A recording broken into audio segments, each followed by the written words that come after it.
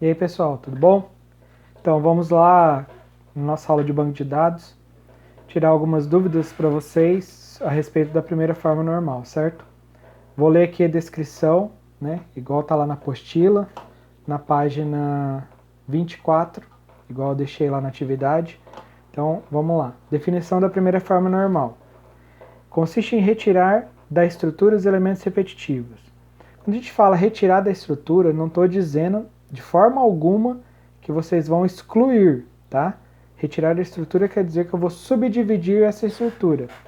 Eu vou retirar da estrutura principal, aquela que foi mostrada no exercício, e vou colocar uma estrutura paralela a ela, que vai conter esses dados que vão ser retirados, tá? Então o que eu vou retirar? O que eu vou ter que subdividir aí?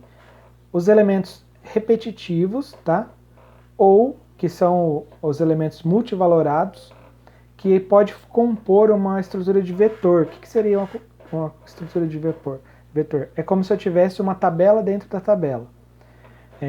No caso ali, a gente tem que olhar uma ordem de compra. O que é um elemento que vai se repetir ali? Que, por exemplo, na ordem de compra, eu vou repetir o nome do cliente? Não, o nome do cliente é só um, tá? Para cada compra é um cliente que eu tenho. Agora, para cada compra, eu vou ter só um produto? Eu posso ter só um, mas eu posso ter mais do que um produto?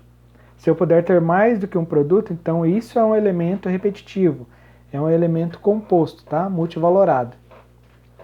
E também, na primeira forma normal, a gente precisa pensar em subdividir as estruturas, subdividir ali os campos, de forma que o meu banco de dados tenha maior coesão e evite possíveis problemas de inconsistência, que seria o quê? Na hora de eu armazenar os dados, por exemplo, de endereço. Se eu tiver um endereço que está marcando lá só um campo endereço, contendo valores de rua, número e cidade, estado e país, em um campo só, isso é um atributo composto.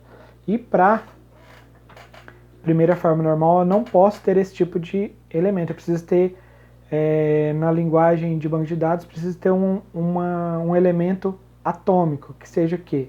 O que é um elemento atômico? O que é um átomo? Um átomo é um elemento que não se divide, é a menor partícula. Então eu preciso ter, quanto mais dividido o meu banco de dados, melhor vai ser para a programação, melhor vai ser para depois fazer todas as pesquisas necessárias e assim por diante para eu trabalhar no meu banco de dados, certo? Então vamos lá. Analisando agora o exercício que eu passei para vocês. Ordem de compra. Eu tenho lá uma estrutura chamada ordem de compra, que seria lá a estrutura que eu vou fazer um pedido lá para uma loja. Na ordem de compra vai ter o código da ordem de compra, que é a chave primária, certo?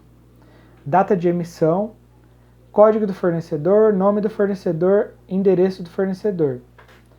Código do material, descrição do material, quantidade comprada, valor unitário, valor do item e valor total da ordem. Então eu tenho que pensar o que é um elemento composto, o que é um elemento repetitivo nessa estrutura. A data de emissão é um elemento repetitivo? Eu posso ter mais de uma data de emissão na minha ordem de compra? Claro que não, né? Na minha ordem de compra, eu vou ter apenas a data que ela foi emitida. Uma data só. Fornecedor, eu vou fazer uma ordem de compra para mais do que um fornecedor, a mesma ordem de compra? Não, né? Com certeza também não. Porque eu preciso fazer uma ordem de compra para cada fornecedor. Afinal, são endereços diferentes, são fornecedores diferentes, às vezes até produtos diferentes. Agora, em uma ordem de compra, eu vou ter mais do que um material, mais do que um produto na mesma ordem de compra? Eu posso ter, né? Eu posso comprar mais do que um produto de uma vez. Eu não preciso gerar uma ordem de compra para cada produto. Então isso é um elemento repetitivo, tá? Então tudo que estiver ligado a isso, a questão do material, do produto ali, eu vou tirar porque ele não vai ser, se eu deixar ali na mesma estrutura, não vai fazer parte, não vai estar adequado à primeira forma normal. tá? Então é mais ou menos isso que eu preciso passar para vocês. Espero que com essa explicação vocês consigam resolver esse exercício, tá? Aí, fazendo esse exercício, eu vou passar para... A gente vai usar o mesmo exercício com o resultado dele, vamos passar para a segunda forma normal, certo? E assim por diante até a terceira, até que nosso banco esteja normalizado para a gente poder ter um banco de dados saudável e que faça jus a toda a programação, certo? Valeu, até mais.